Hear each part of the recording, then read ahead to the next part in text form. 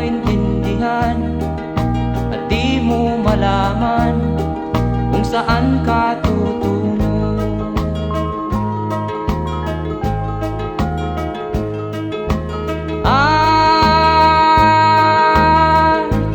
Kung nakamit mo na ang pangarap, di pa rin masiyahan, ang nais mo'y madagdagan, limot mo na ang iyong pinagmulan.